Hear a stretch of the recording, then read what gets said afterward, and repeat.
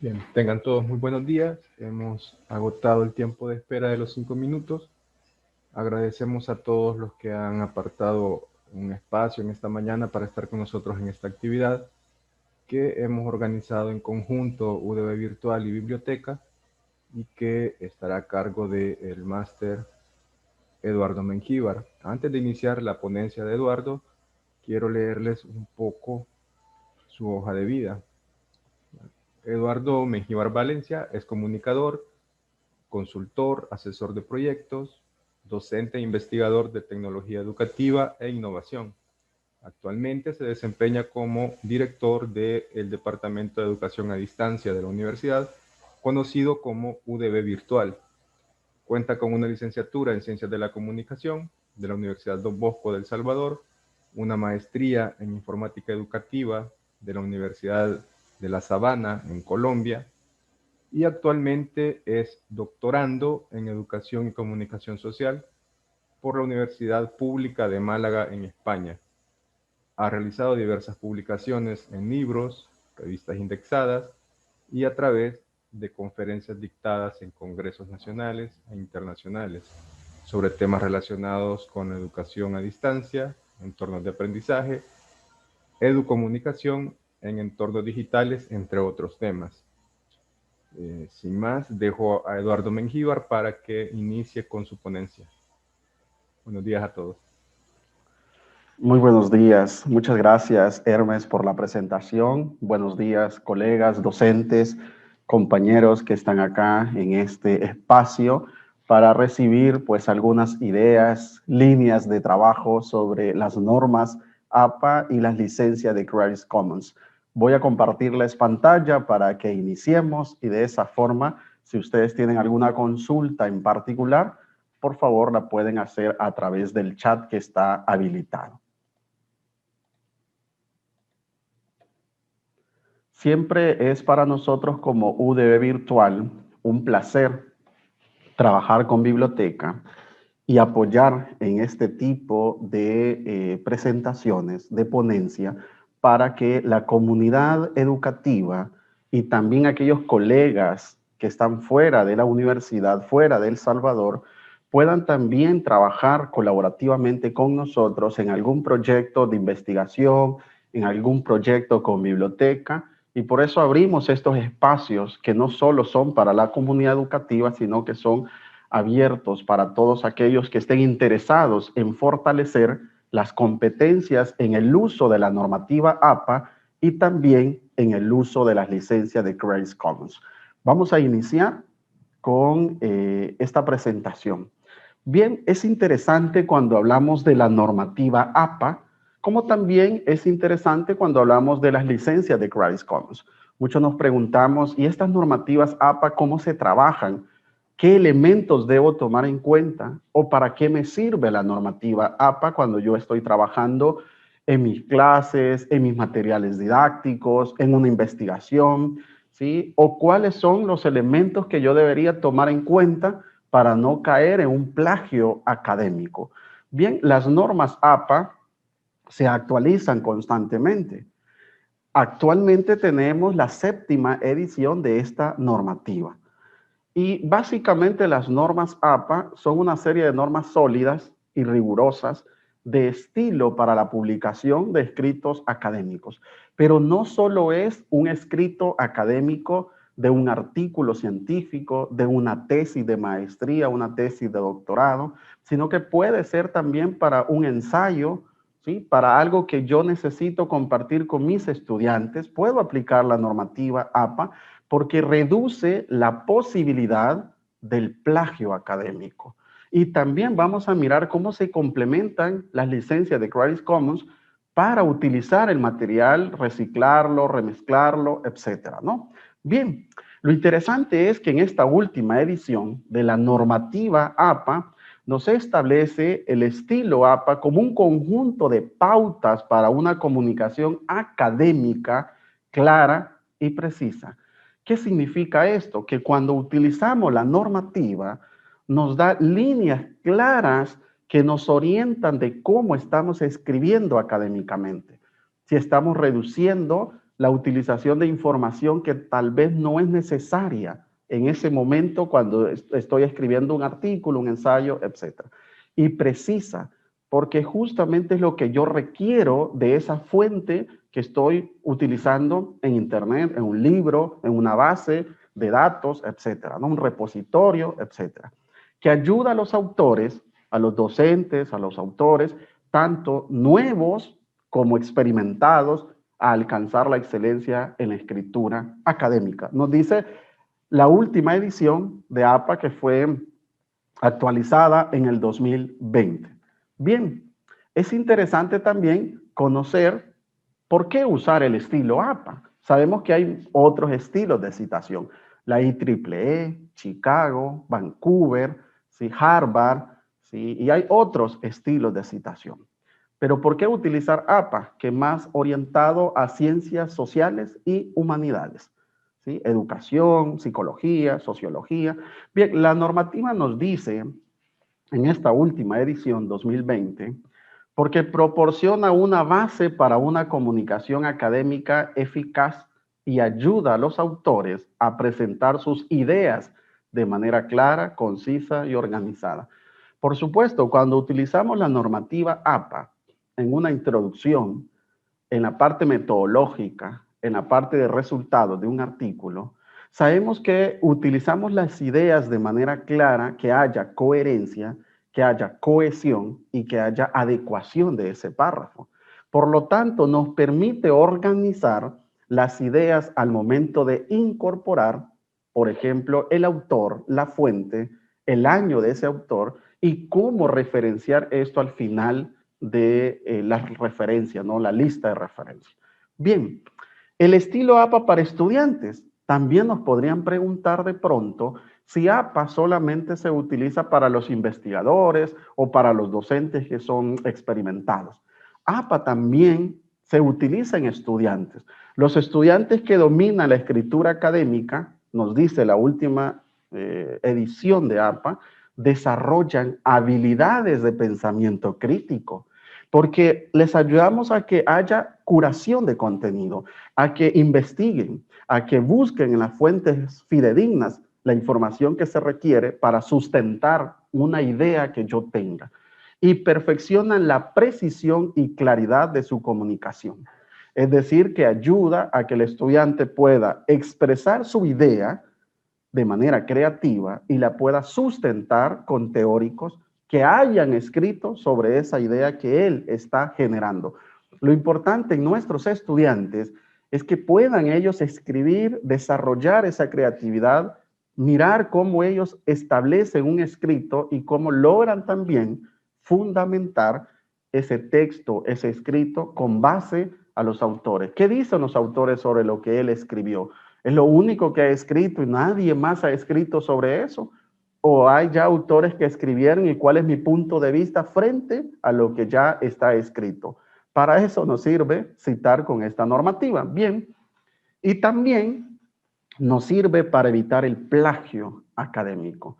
Sabemos que las instituciones utilizan ahora herramientas para detectar la similitud de información. Particularmente, la Universidad Don Bosco tiene Original, que es una herramienta que permite, ¿sí?, la similitud de información. Queda en criterio del docente establecer si hay un plagio académico o no. Bien, ¿y qué es el plagio? Cuando una persona utiliza palabras, ideas o imágenes de otra persona, de otro autor, y no reconoce abiertamente esa acción de haberla utilizado de una fuente externa o de internet o de un libro, niega a los autores el crédito que se merecen. Y por eso es importante mirar también las licencias de Creative Commons, que no significa ceder todos los derechos, significa ceder algunos derechos. ¿Sí? Esto es importante y por eso es interesante abordar la normativa APA y las licencias CC. Y también hay una figura que se llama autoplagio. Quienes hemos escrito artículos científicos, sabemos que un artículo científico, primero, solamente se puede publicar una vez en una revista que genera un DOI, que es el número identificador único, y que yo ya no puedo enviarlo a otra revista, por supuesto, ¿no? Eso falta la ética, ¿no? Entonces, segundo, es importante saber que yo si tengo un artículo publicado, parte de ese artículo no lo puedo copiar y presentarlo en otro artículo como que si fuese la primera vez que lo estoy haciendo. Si yo hago eso, debo citar lo que publiqué en el artículo anterior. Si hay otros colaboradores en ese otro artículo, yo debo citarlos a todos en este nuevo artículo, porque lo contrario es autoplagio. ¿Cómo se presenta el autoplagio en nuestros estudiantes?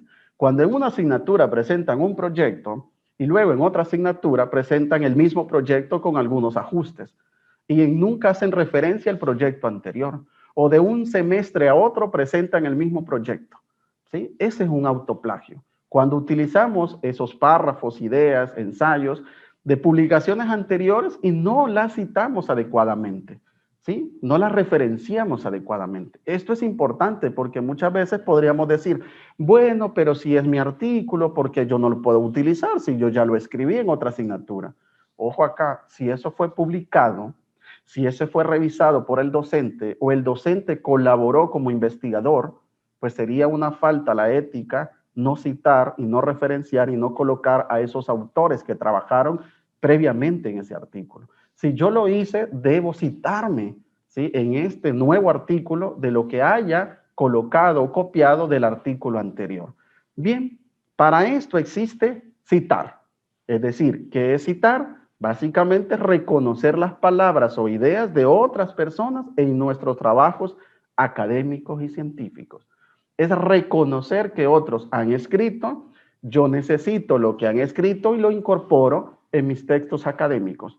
Bien, ahora veamos qué nos dice la normativa en su última edición. Cite solo trabajos que haya leído e ideas que haya incorporado en su escritura.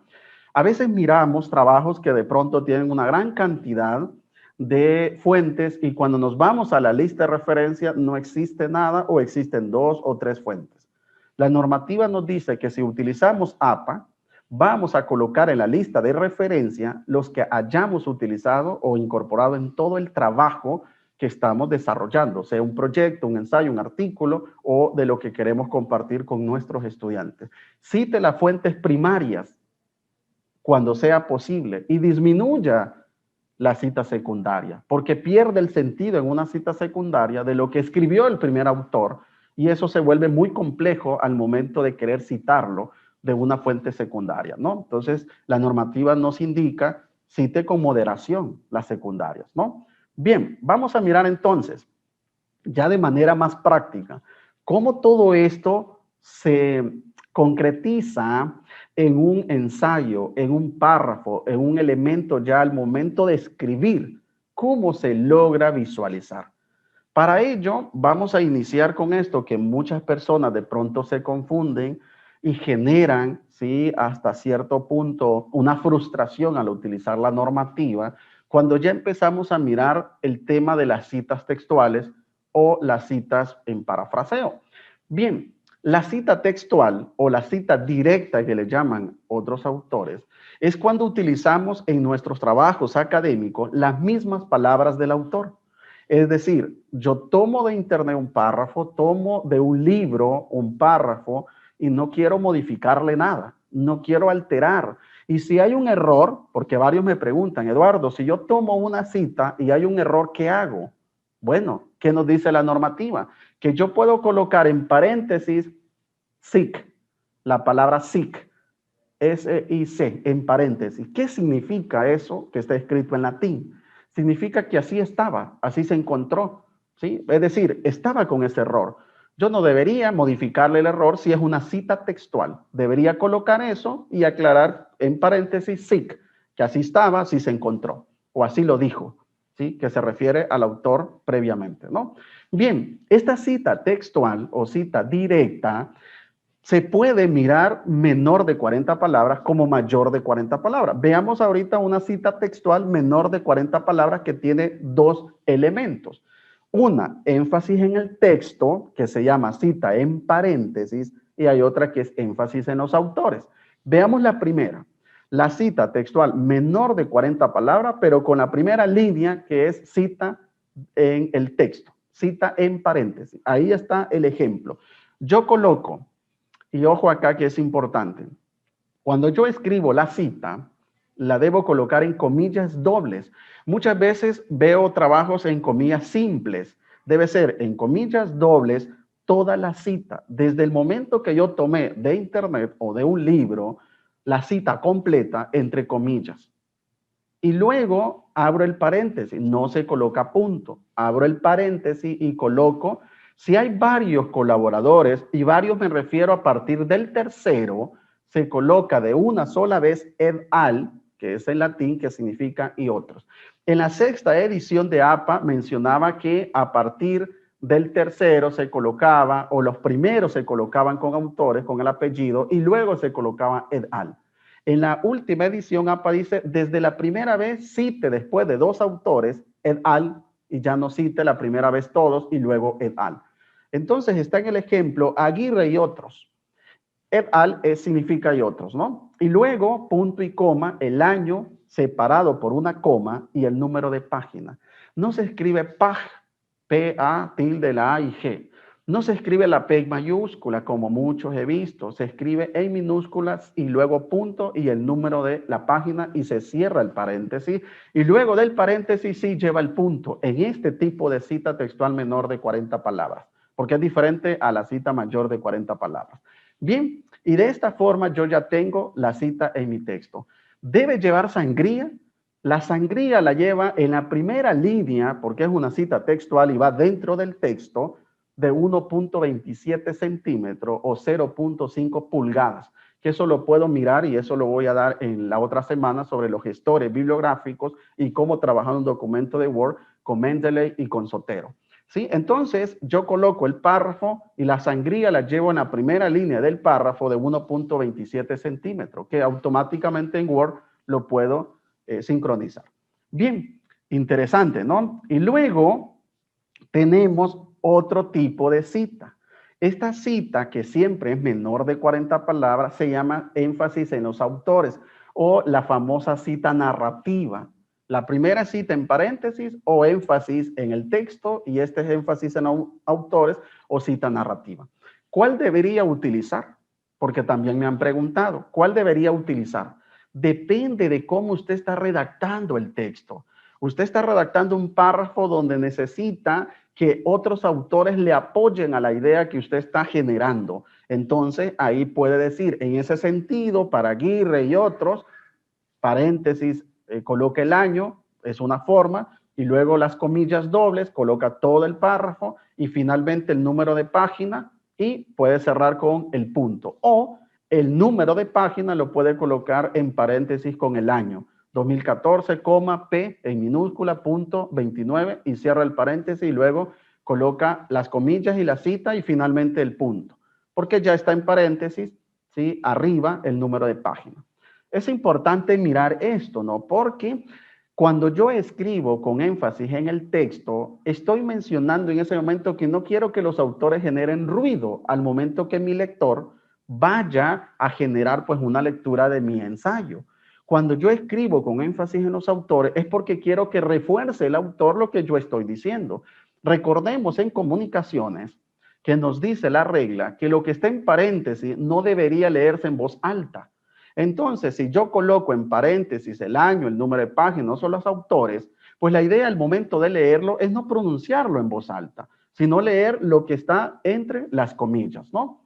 Bien, esto es importante. Si ustedes tienen dudas, las vamos generando y luego vamos a tener un espacio para resolverla. Bien, ¿qué significa entonces una cita textual? Este es otro ejemplo de una cita textual, siempre una cita narrativa, es decir, cita textual menor de 40 palabras, pero énfasis en los autores. Es otro ejemplo de una cita narrativa, pero con un autor. En aquel era et al, que eran varios autores, ¿no? Ahora es un autor, ¿sí? Y es un texto que he extraído de un artículo que escribí en el 2016, que está entre comillas, el número de página y el punto después de ese paréntesis que yo cierro, ¿no? Y es énfasis en el autor porque cito Mengíbar, ¿no? 2016 y las comillas. Bien, acá estaríamos como bien, ¿no? Es una cita textual, puede ser con énfasis entre paréntesis, énfasis en el texto o en los autores, cita narrativa y listo. Bien, ¿cuándo se complica la situación? Cuando la cita ya es mayor de 40 palabras. Ahí es donde muchos se complican, ¿no? ¿Qué significa que la cita sea mayor de 40 palabras? Significa que yo voy a internet, voy a un libro, voy a un repositorio y tomo todo el párrafo completo y cuando lo veo en el contador de palabras de Word, me aparecen 50 palabras, 60 palabras. Y yo veo que la idea completa de ese autor es tan genial que no quiero modificarla, no quiero alterarla, no quiero cambiarle algo de esa idea tan completa que he copiado de un libro, de un artículo científico y lo quiero en mi texto. ¿Qué nos dice la normativa? Que sí se podría utilizar y para ello también vamos a utilizar dos formas, con énfasis en el texto o lo que le llama cita en paréntesis y con énfasis en el autor o cita narrativa. Bien, veamos la primera, cita en paréntesis. Lo primero que debemos hacer es no colocarle comillas. Muchas veces le colocamos comillas o le colocamos cursiva. Eso ya no existe en la última edición. Tal vez en la quinta o cuarta edición de APA se colocaban algunas cosas en cursiva, ¿no? Pero ahora ya no se coloca nada en cursiva, ¿sí? Entonces, vamos a mirar. No lleva comillas dobles, no lleva ni comillas simples, sino que lleva sangría francesa. ¿Cuánto es la sangría francesa de una cita textual mayor de 40 palabras? Mirábamos que la primera cita menor de 40, la primera línea lleva 1.27. Pero en la cita textual mayor de 40 palabras, toda la cita la voy a correr 1.27 centímetros o 0.5 pulgadas. Toda la cita la voy a correr, ¿sí? Entonces yo tengo toda mi cita con 1.27 centímetros y no le voy a colocar comillas dobles, voy a colocar toda la cita y al final, como es en paréntesis, coloco el punto y luego coloco los autores que hayan trabajado. Es decir, que si después de dos autores vuelvo a colocar et al, el año y el número de página. ¿Debo colocar el punto después? No, se coloca antes del paréntesis. Después ya no se debe colocar punto, que también genera mucha confusión, ¿no? El punto se coloca antes del paréntesis en la cita textual grande, 70, 60 palabras, etcétera, ¿no? Bien, ahora veamos otro ejemplo de esa misma cita, pero narrativa, que quiere decir con énfasis en los autores. Yo estoy escribiendo algo y digo, bueno, a continuación, Shape describe, por ejemplo, los recursos multimedia. Y a Shape yo le coloco et al porque colaboró con otros, paréntesis, el año, y luego coloco toda la cita en sangría de 1.27 centímetros. Todo el párrafo, ¿sí? Completo, que es textual, lo coloco de esa forma con sangría 1.27 y finalmente el punto y en paréntesis el número de página sin colocarle luego el punto después del paréntesis. Eso es importante porque muchas veces nos confundimos, ¿no? De pronto colocamos el punto, colocamos comillas o cursiva. Es básicamente lo mismo que el anterior, solo que acá estoy empezando con los autores y luego coloco el número de página y antes del paréntesis cierro el punto en una cita textual mayor de 40 palabras, sea narrativa o en paréntesis, ¿no? Esto es importante que lo podamos aclarar porque genera bastante confusión. Bien, cuando ya tenemos cierta claridad, y los invito para que tomen el próximo taller de los gestores bibliográficos porque tomo un ejemplo de una página en Word y luego voy trabajando cómo incorporar Mendeley, cómo incorporar Zotero y cómo hacer esto de la sangría francesa. Y qué título es lo que me permite APA, el título 1, nivel 2, nivel 3, etcétera, ¿no? Eso lo explico ya con gestores bibliográficos. Acá es la parte de sustentación teórica de cómo trabajar, ¿sí? Un escrito académico. Bien, a esto lo acompaña este otro elemento, que es parafraseo. Sí, muchas veces nos confundimos con el parafraseo y con las citas textuales. El parafraseo básicamente es citar a un autor que hayamos consultado, pero en lugar de colocar el texto original, como lo hacemos en la cita textual, ¿sí? O sea, en la cita textual colocamos todo el párrafo, ¿no? Acá, en lugar de eso, escribimos con nuestras propias palabras, interpretamos, hacemos una inferencia y nos apropiamos de ese texto, ¿sí? Para nuestros trabajos académicos. Básicamente, si yo encontré un estudio en Inglaterra y estoy trabajando otro estudio acá en El Salvador, y yo quiero citar algunas cosas de ese estudio que encontré en Inglaterra, Pues obviamente cuando yo hago el parafraseo, lo contextualizo a lo que hago en El Salvador. Lo estoy aterrizando al lenguaje que voy a utilizar en el ensayo, en el artículo académico de acá del Salvador. Por lo tanto, es posible que algunos datos de allá, si yo tomo la cita textual, no generará claridad cuando lo lea el par evaluador de la revista.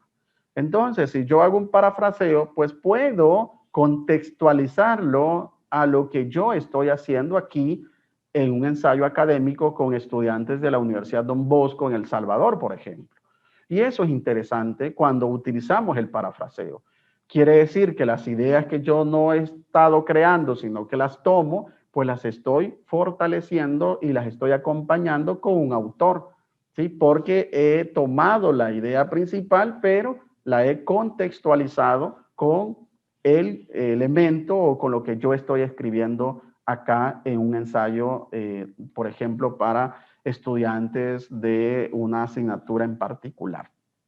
También nos dice la normativa, que esto lo he extraído de la última edición de APA, que parafrasear es una estrategia de escritura eficaz porque les permite a los autores resumir y sintetizar información de una o más fuentes, centrarse en información importante, comparar y contrastar detalles relevantes, que podrían ser datos, estudios, ¿sí? Estadísticas, resultados de otra investigación, y yo quiero, pues obviamente, mirar y comparar con los que yo estoy desarrollando. Parafrasear le permite ajustar el material al contexto de su trabajo y estilo de escritura. Posiblemente el estudio de Inglaterra tiene un estilo diferente, con un inglés diferente, obviamente, al que yo estoy escribiendo. Por lo tanto, voy a colocar el estilo de escritura que yo he venido desarrollando para que no se genere esa diferencia, ¿no? Entre el estilo de los autores que escribieron ese artículo con el estilo de escritura que yo estoy desarrollando. Bien, ejemplo de parafraseo. Esta es una cita de las que veíamos anteriormente y he elaborado este ejemplo de cómo podría ser el parafraseo. Es básicamente una cita textual, pero ahora en parafraseo, que he interpretado lo que allá en la cita textual estaba. ¿Cómo voy a citar un parafraseo? Como he tomado una idea de un estudio, de un artículo, de un autor, pues la normativa nos dice que ya no colocamos en comillas dobles, no colocamos todo el párrafo en sangría, siempre la primera línea en sangría de 1.27 centímetros. Y lo que hacemos en paréntesis es colocar el apellido del autor, y si hay varios, colocamos et al, y el año. La normativa también nos dice que si fuese necesario para profundizar, se podría colocar el número de página. No es necesario, como en las otras citas, que sí es necesario colocar el número de página. Acá no es necesario colocar el número de página porque no es textual, pero la normativa nos dice si el autor requiere o de pronto necesita que profundice el lector, pues se coloca el número de página. ¿Por qué colocamos número de página? Porque le estamos diciendo al lector, si usted quiere profundizar en lo que yo estoy escribiendo acá de ese autor, pues váyase a la lista de referencia y cuando revise la lista de referencia, entonces profundice en el texto que ha escrito lo que yo estoy citando de manera concreta. Entonces el lector dice, bueno, acá hay una cita textual, dice que está en la página 30, busco la referencia, busco la página número 30 y profundizo, ¿sí?, de lo que ya este autor citó tal vez en un párrafo. Por eso nos sirve también. Y lo otro porque también le estamos dando crédito a ese autor que ha escrito, ¿no? Bien, pero también tenemos cita de cita, que la normativa nos dice disminuya la cantidad de cita. Es decir, la cita secundaria es básicamente, yo no encontré la cita primaria, ¿sí? De, por ejemplo, acá, Guzmán 2010, citado por Rodríguez 2011. ¿Cuál es la fuente que yo tengo? Yo tengo la de Rodríguez 2011, no tengo la de Guzmán, que es la cita primaria. Guzmán ha citado a Rodríguez. Bien, Guzmán citado por Rodríguez, como yo tengo la última, que sería la del 2011, y Rodríguez ha citado a Guzmán del 2010, y a mí me interesa algo que dijo Guzmán, pero lo dijo en Rodríguez porque Rodríguez lo citó. Entonces yo retomo eso y posiblemente cuando Rodríguez escribió algo de Guzmán, hizo un parafraseo, interpretó Rodríguez lo de Guzmán. y yo vengo y necesito lo de Guzmán, que está interpretado por Rodríguez, cuando yo lo utilice va a ser otra interpretación de lo que Rodríguez interpretó de Guzmán, que tal vez originalmente Guzmán había escrito otra idea en otro contexto. Por eso es que la normativa nos dice con moderación utilice la cita secundaria. Hay revistas científicas, y no me dejará mentir los colegas que han publicado, que no aceptan citas secundarias, que les dicen solo citas primarias en la referencia, en todo el texto del artículo científico. Por lo mismo, porque pierde cierta validez cuando ya hago una interpretación de un tercero. Por lo tanto, sí se puede hacer si yo no encuentro la cita primaria. ¿Qué hago yo particularmente cuando me encuentro en esta situación? Me voy a la referencia de Rodríguez a buscar a Guzmán. ¿Cómo es posible que Rodríguez sí pudo citar a Guzmán y yo no lo encuentro en una base de datos? Busco a Rodríguez, encuentro a Guzmán y muchas veces encuentra un libro.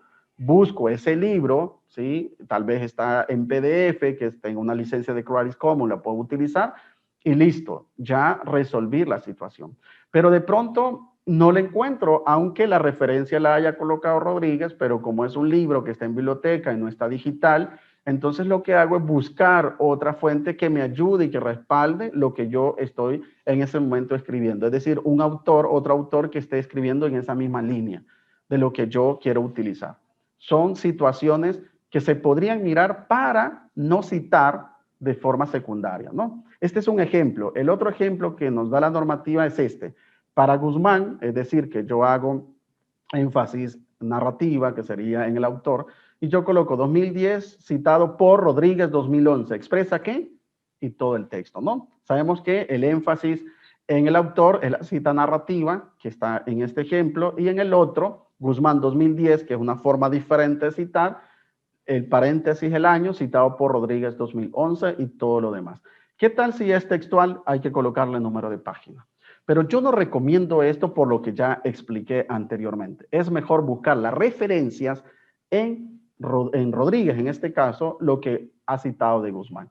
Bien, ahora tenemos una parte que hemos abordado muy interesante porque es la que nos genera ciertas confusiones y que ya ustedes pueden plantear sus dudas, ¿no? Ahora vamos a mirar cómo insertar figuras en documentos, ¿sí? ¿Cómo inserto yo la figura? La última normativa ha estandarizado las figuras y tablas. Nos dice, coloque figura en negrilla o en bold. La palabra figura. Genere un doble espacio para el título en la parte de arriba de la figura. Luego coloque el título de la figura en cursiva. Esa es la última edición de la normativa APA. El nombre de la figura no va en cursiva, se coloca en bold o negrita, número sin punto, y luego puedo generar un doble espacio y el título de esa figura en cursiva. Coloco la figura y luego abajo puedo colocar una nota que podría ser general, probabilística o específica. Tres formas de colocar la nota. ¿Qué significa? La normativa nos dice que deberíamos ampliar en la nota lo que significa la figura o la tabla, que ya vamos a mirar también con la tabla. Y se coloca nota en cursiva.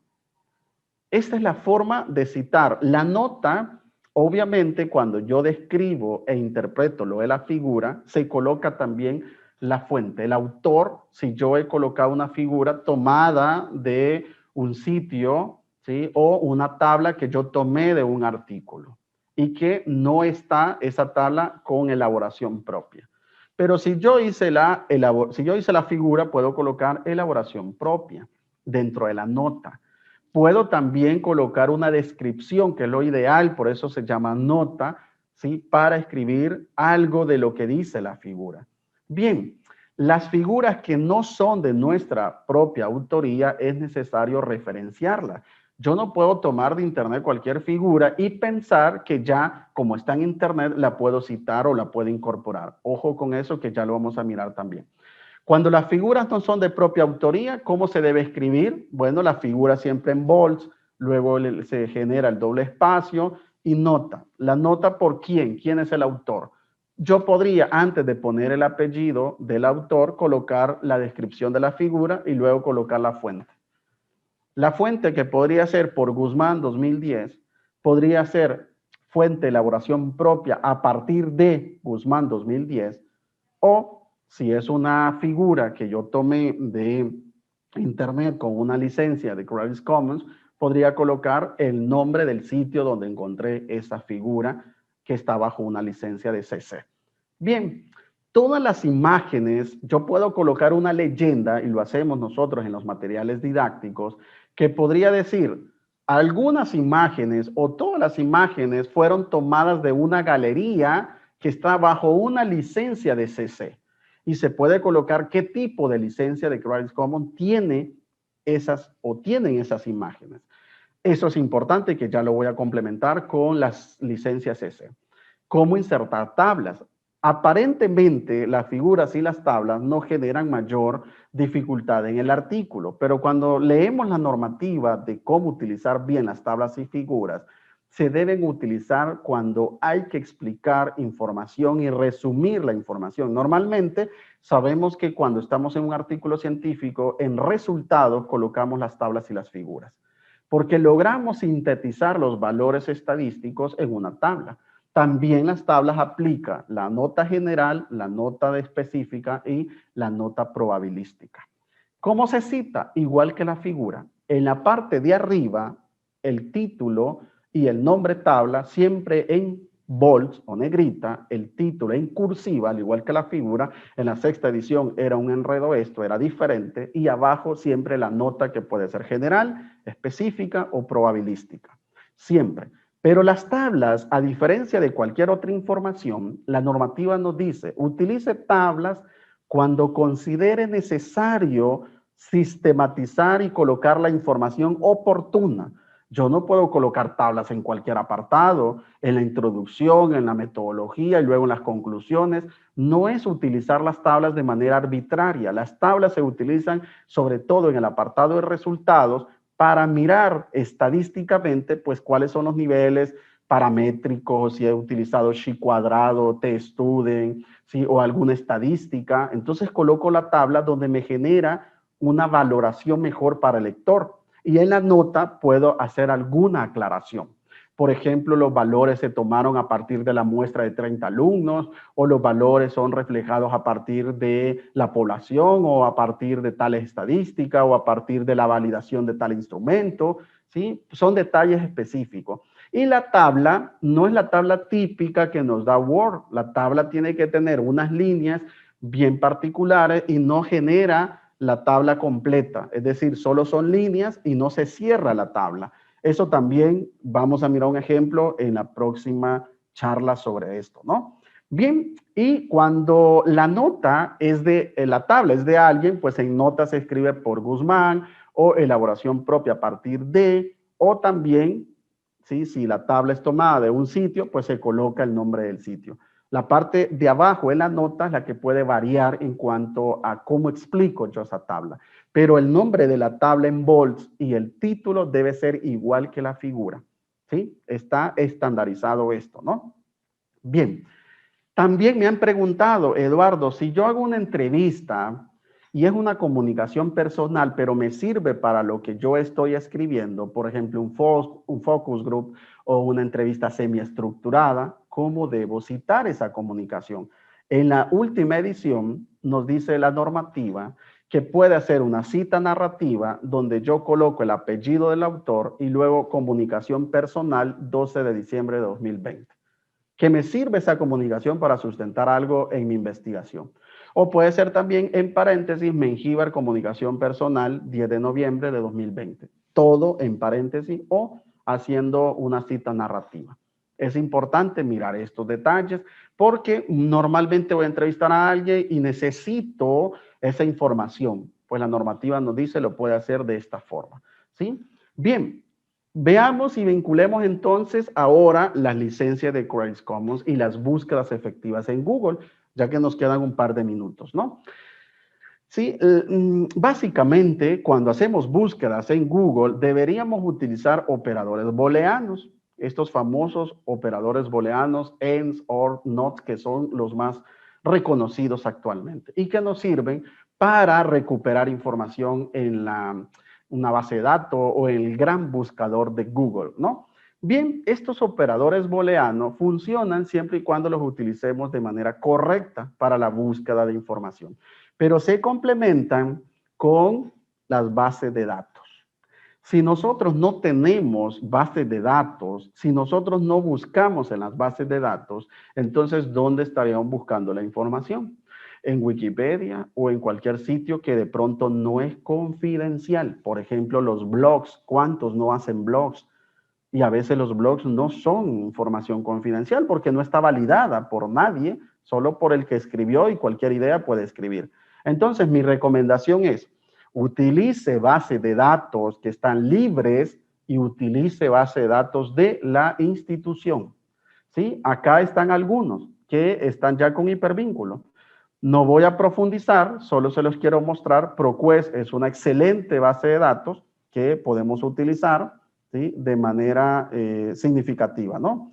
Y también vamos a mirar Cielo, que también lo podemos utilizar abiertamente. Acá podemos buscar, o de pronto usted dice, pero ¿cómo yo busco en Google?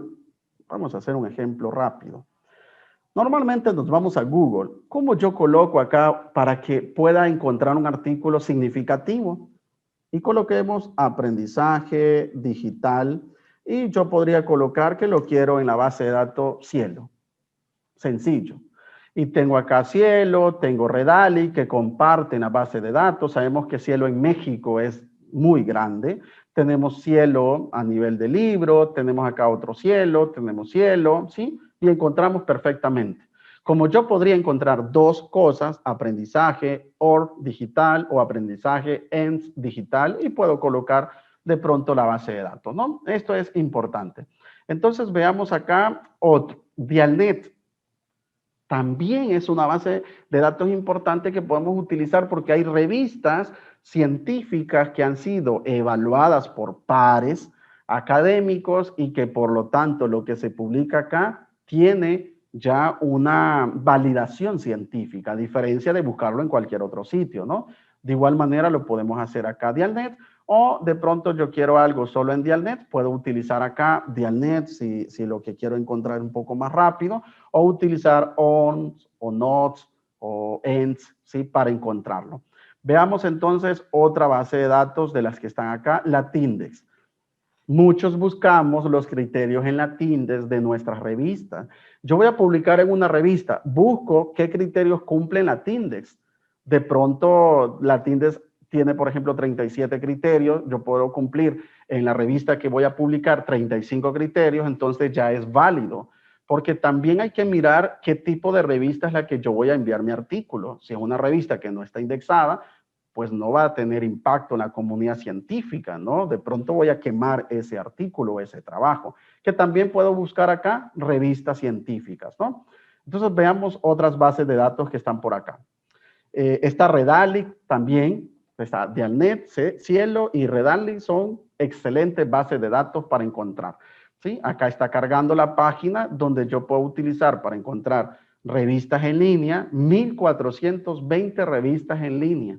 Sí, a veces desconocemos estas bases y de pronto miramos que buscamos en otro sitio y no encontramos la información confidencial o la información que está validada académicamente o científicamente. Tenemos EBSCO, que es muy importante también, ¿sí?, como base de datos. Pero más allá de esto, quiero también mostrarles, ¿sí? Tenemos acá Science Direct y recursos electrónicos de la universidad para los que están acá en la institución, en la Universidad Don Bosco, ¿no? Entonces le voy a dar clic acá en recursos electrónicos y observemos acá para los que somos internos, ¿no? Es decir, los que estamos en la Universidad Don Bosco y que están escuchándome, podemos utilizar todos los recursos que la universidad tiene en biblioteca.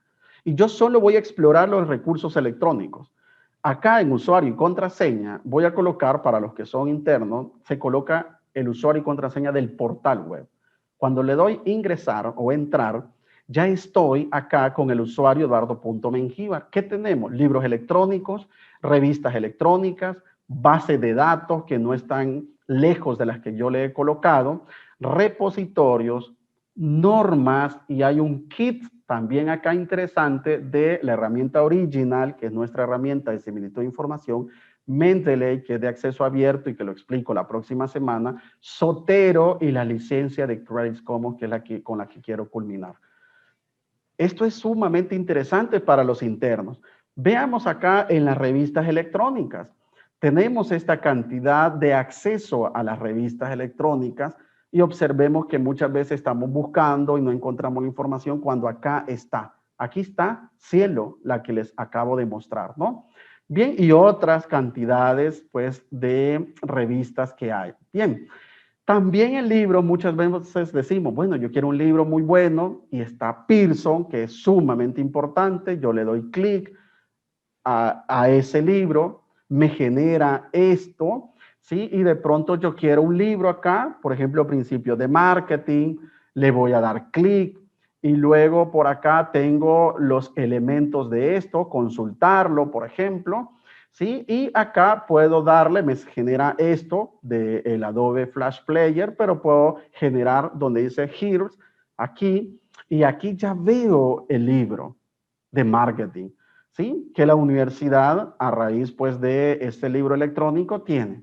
Y puedo generar esta especie de ebook para irlo leyendo, ¿sí? Esto es interesante porque lo tenemos internamente, un libro completo de Pearson, que sabemos que es una editorial de alta categoría, ¿sí? Entonces, me voy acá nuevamente para mostrarles y cerrar con esto de las licencias en Kit, donde están las licencias. Acá le voy a dar clic y hay un tipo de licencias que es esta, pero también yo quiero compartirles acá esta otra licencia de Creative Commons, que es la de Colombia, que está bastante sencilla. Ambos sitios son sumamente importantes. ¿Cómo utilizar las licencias de Creative Commons? Básicamente es aquellos autores que ceden algunos derechos para que la obra de ese autor se pueda mezclar, redistribuir, pero con algunas condiciones. ¿Cuáles condiciones o qué tipo de licencia? Por ejemplo, la primera, que es atribución. Es decir, reconocer abiertamente que otro autor hizo esa imagen, hizo esa obra, y por lo tanto debo darle crédito. Segunda, debo darle crédito a ese autor, pero dice sin derivar. ¿Qué significa sin derivar? Que es una obra que no viene de otra obra existente. Eso significa sin derivar. Que no viene de otra obra preexistente, ¿sí? Que no se ha derivado de otra obra. Y también tengo esta otra que me gusta mucho, que es darle crédito, no hay que comercializar y hay que compartir igual. Es decir, yo puedo compartir igual el artículo o la imagen o la figura o la tabla, lo que haya encontrado y que quiero referenciar con una licencia CC. Luego está esta otra que hay que darle crédito y no comercializar. Está esta otra también de compartir igual, no comercializarlo y darle crédito. El darle crédito va a estar en todos los tipos de licencias que existen. Aquí también no compartir igual y atribución. Bien, lo que se hace en las licencias de Creative Commons, que básicamente muchos me han preguntado, ¿y es la oposición a los derechos de autor? No. Es un complemento cuando dice todos los derechos reservados. Sabemos que un libro que de pronto queremos utilizar dice prohibida la reproducción total o parcial, sin la previa autorización de los autores. Es decir, que hay que generar una carta para utilizar ese libro de pronto, ¿no? O reproducir ese libro. Entonces, en las licencias de Creative Commons, lo que nos dice es, utilicen las licencias, pero denos créditos, ¿sí? Y utilice un tipo de estas licencias, la obra va a estar. ¿Cómo yo podría de pronto generar para que esté con una licencia? Le doy clic y puedo descargarlo en un PNG y colocárselo a mi obra y decir, esta obra está bajo una licencia de Creative Commons y coloco las condiciones legales que están en este sitio que la universidad tiene vinculado. Acá están, cómo utilizar la parte legal y más abajo nos dice también los tipos de licencia que están acá, el código legal, legible en humano, legible en máquina y nos explica cómo utilizarlo desde la parte legal, porque obviamente esto tiene un respaldo. Aquí dice ver código legal, que se puede utilizar cuando yo cito una obra. Bien, y voy a terminar diciéndole, acá tengo, por ejemplo, algo ya preestablecido para imágenes, aprendizaje digital. ¿Cómo Google me filtra esto? De la siguiente forma. Cuando yo coloco aprendizaje digital en Google, por ejemplo, me voy a imágenes y luego me voy a herramientas. Cuando le doy clic en herramientas, vamos a mirar varias opciones, pero me voy a entretener en derechos de uso. ¿Qué dicen derechos de uso? Licencia de Creative Commons y luego licencias comerciales y otras licencias. Si yo quiero utilizar algo académico, me voy a CC, le doy clic y luego vamos a mirar acá, ¿sí? Que yo quiero un tipo de estas imágenes. Por ejemplo, me llama la atención PXGIF, esta. Entonces le voy a dar acá en visitar. ¿A dónde me va a dirigir? A un sitio gratuito de imágenes. No me va a dirigir a un sitio que la imagen de pronto no tiene derechos de autor o tiene todos los derechos de autor reservados. Me elige a un CC de dominio público, que esta imagen, cuando el autor de pronto la subió, se puede utilizar. Yo puedo descargar la imagen y colocar que fue extraída de este sitio que está bajo una licencia CC y no hay ninguna dificultad. Con esto cierro, porque de pronto hay preguntas, cierro mi presentación para que podamos ayudarles con algunas consultas que tengan. Gracias. Cualquier consulta, estamos a la orden, ¿sí? No sé si de pronto las vamos a leer por acá, Hermes, o yo las tengo también en el chat, ¿no? ¿Cómo vamos a generar la dinámica? Gracias, Eduardo. Si gusta, yo le voy dando lectura para que te concentres en responder. Ok. Bueno, tengo primero un comentario de René Antonio, que nos dice: excelente, Eduardo. En efecto, el trabajo académico exige rigurosidad en las citas. Las fuentes primarias dan soporte a toda investigación. Aclarado ese punto, ya que tenía esa duda, si en el parafraseo se ponían los números de página o no. Ya. Sí, yo lo mencionaba que era opcional. La normativa dice si usted quiere poner el número de página para el lector vaya a profundizar en esa página de esa otra obra, lo puede hacer o no lo puede hacer, no hay problema. Okay. Luego Javier Melgar pregunta: en la sección de nota, ¿todo el texto elaborado por el investigador va en cursiva también? No, solo la palabra nota y luego lleva punto y la explicación, que puede ser una nota general, quiere decir poner la fuente y los datos generales de la tabla o la figura, luego específica, que ya entro en detalle. De hecho, en la edición original de la normativa, séptima edición, aparece todo un párrafo. Obviamente esta edición, lastimosamente está en inglés, aparece todo un párrafo donde describe de manera específica lo que está en la tabla. O la otra, que cuando yo utilizo datos estadísticos, entonces le llaman pues una nota probabilística, porque ahí podría aclarar algunos detalles de los datos que he utilizado en SPSS, por ejemplo, para análisis estadístico. Ok, luego Nelly Cumbrera felicita a los organizadores de este seminario, nos envía saludos desde Panamá y Saludos. pide que la tomemos en cuenta para futuros seminarios. Super. Ya nuestra compañera Cecilia puso por ahí el enlace para registrarse para el próximo taller del 14 de julio. También la doctora Minerva Cruz dice que le encantaría que le enviáramos la invitación. Ya está ahí en el chat para que se pueda registrar. Excelente. Nelly Cumbrera tiene una pregunta. Cuando se trata de dos autores, ¿se coloca en el segundo et al o se coloca el apellido de ambos autores? Se coloca el apellido de ambos autores. A partir del tercero, la normativa dice desde la primera vez, cite et al. Pero si solo son dos autores, cada vez que los vaya a citar, se colocan los apellidos de los dos.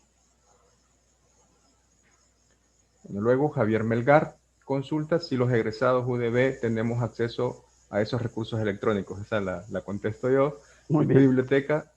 Javier Melgar, sí, los egresados y graduados de la UDB tienen acceso a los recursos electrónicos. Ahora hemos ampliado, Eduardo mostraba desde el sitio web el acceso a los recursos electrónicos, pero ahora también los tenemos desde el aula virtual y también está en el nuevo OPAC de biblioteca. Ustedes se registran en este OPAC y una vez registrados ya tienen acceso a los recursos electrónicos. José María nos dice: excelente contenido, excelente dominio del tema, felicidades. Gracias. Aníbal Arias: al desarrollar citas, ¿es recomendable usar el término ibiden para evitar realizar citas de un mismo autor y material? Bien, gracias por la consulta y es hasta cierto punto quizás delicado el tema de utilizar Y antes que se veía mucho este tema de no estar utilizando varias veces el mismo autor, entonces IBED, que significa que ya lo utilicé anteriormente. Yo no recomiendo utilizar este tipo de aclaración, sino más bien, si yo voy a utilizar otra vez el autor, que no voy a hacer en el siguiente párrafo, sino se utiliza normal el autor, el apellido o et al en el siguiente párrafo donde lo vaya a colocar o donde lo vaya a colocar en la siguiente página. Pero no recomiendo estar colocando como ya se repitió, porque podría confundirse entre una normativa de APA y otra que se llama ICONTEC, que es otra normativa también que se utiliza mucho, nota al pie de página con IBED, que significa que ya está citado anteriormente. En la última edición, al menos de lo que yo he escrito, de los ensayos que tengo y los artículos, no utilizo esa aclaración, y de lo que he leído de la normativa tampoco utiliza esa aclaración para decir que va a sustituir a un autor o que de pronto ya lo dijo anteriormente, porque creo yo que de pronto puede confundir. Sí, y no es recomendable pues citar varias veces el autor, de pronto busco otro autor que está trabajando en la misma línea y con eso puedo de pronto compensar, ¿no?, el hecho de no citarlo nuevamente a ese autor. Esa es mi recomendación de lo que yo he venido trabajando. Luego tenemos otra consulta de Nelly Cumbrera. Las imágenes de dominio público, ¿debe ponérsele la fuente o no? Sí, yo recomiendo que se le coloque la fuente. Nosotros, cuando creamos el material didáctico en UDB Virtual de los expertos temáticos, lo que le colocamos es el nombre del sitio. Por ejemplo, está Pixabay, PXGIR, está, por ejemplo, el Google de imágenes que hay gratuitas también, o algunas otras. Wikipedia también tiene una galería de imágenes gratuitas, que no hay problema con derechos de autor. Entonces se coloca el nombre del sitio como para verificar de pronto que el lector sepa de dónde obtuvo esa imagen. O lo otro que hacemos es la leyenda que colocamos, que les mencionaba. Algunas imágenes colocadas dentro del texto fueron, por ejemplo, adquiridas o tomadas de sitios que están bajo una licencia CC 4.0 internacional, o el tipo de licencia que usted vea en el sitio web que les mostraba, ¿no? Ahí están también hasta el número de licencia que existe actualmente y de cómo esta organización sin fines de lucro ha trabajado fuertemente en el tema legal de la CC. Luego tenemos otra consulta de Daniela García. Gracias, Eduardo, excelente manejo del tema.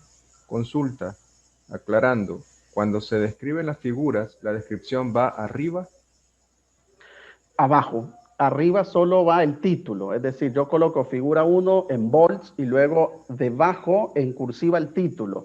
El título, la normativa dice, debe ser claro y preciso, no debe ser un título de 15, 20 palabras, máximo 8, 9 palabras, claro y preciso, y luego la figura, y debajo de esta figura se coloca la descripción, la nota y la descripción de esa figura o de esa tabla. Mayra Riera nos envía saludos desde Ecuador. Felicitaciones por este espacio Saludos. académico. Gustosa en participar en próximos talleres. Bueno, Mayra, ya está por ahí el enlace para que se pueda registrar. Igual como nosotros tenemos sus correos electrónicos, enviaremos la invitación para el próximo taller.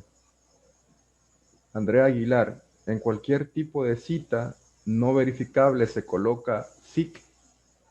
No, ahí creo que vamos a aclarar. El SIC se coloca cuando en una cita que ya está publicada, validada, que podría ser un artículo, y de pronto se les fue un error, ¿sí?, en una palabra ortográfico de redacción, y yo quiero utilizar esa cita, entonces luego de ese error yo le coloco SIC, que significa si estaba escrito o así se encontró, que es en latín.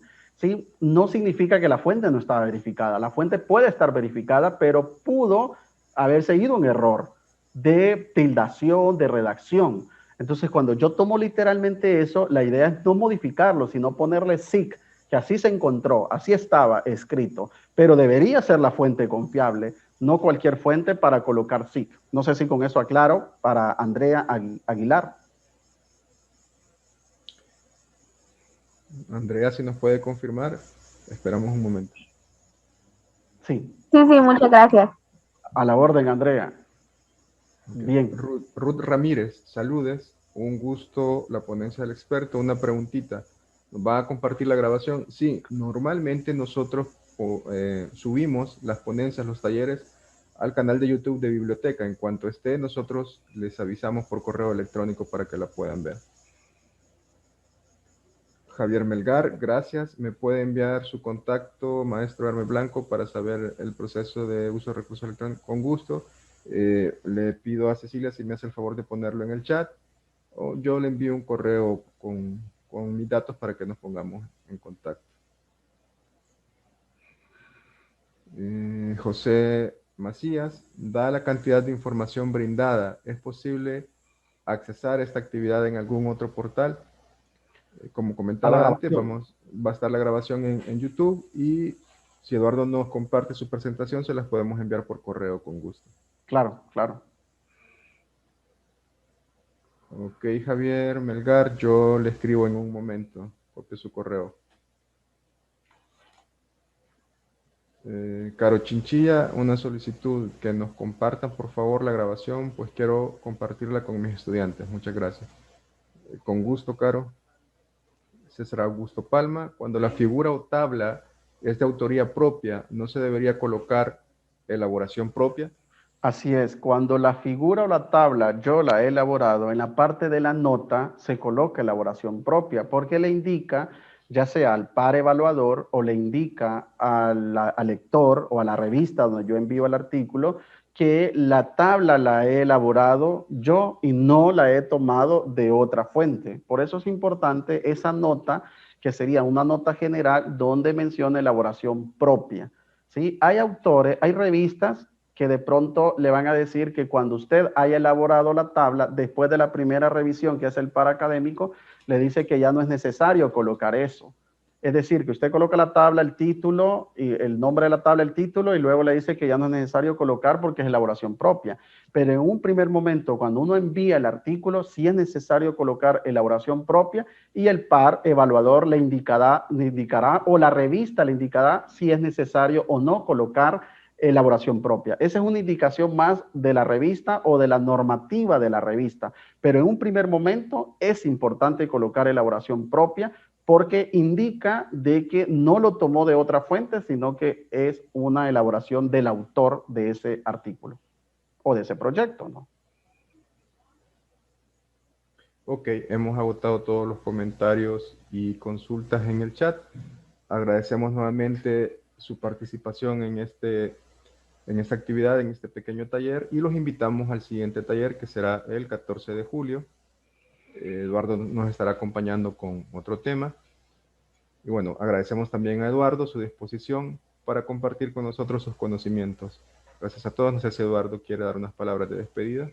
Bien, gracias Hermes, y gracias también a quienes están acá participando, que son de nuestra institución y también fuera de la institución, y la invitación es que puedan recibir el otro taller que complementa este. Es decir, en el otro vamos a abordar los gestores bibliográficos, cómo utilizo la normativa APA, pero desde Zotero y desde Mendeley, y cómo elaboro un documento que podría ser un ensayo, un artículo científico, que es el que yo más le apuesto, desde Word. ¿Cómo empiezo a trabajarlo? Eso lo vamos a mirar de manera práctica. Yo tengo ya un documento donde les voy explicando y vamos haciendo el ejercicio con Mendeley y con Zotero. Y vamos utilizando cómo es que se guarda una fuente confiable desde un repositorio que tenga la universidad y desde una fuente que tal vez sea externa a la universidad. Así que están cordialmente invitados y muchas gracias por estar en este espacio, y para mí un placer compartir con ustedes.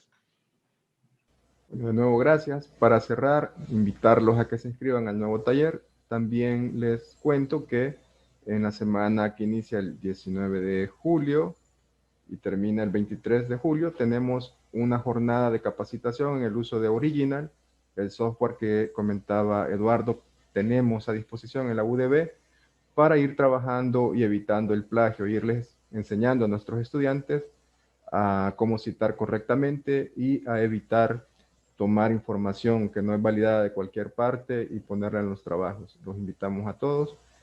También los invitamos a que se inscriban a los cursos de biblioteca. Tenemos un diplomado completo en desarrollo de habilidades informacionales, siempre en línea, y ahí contamos con el apoyo de UDB Virtual. En este momento estamos cerrando ya el módulo 3, pero en unas semanas iniciaremos de nuevo el diplomado.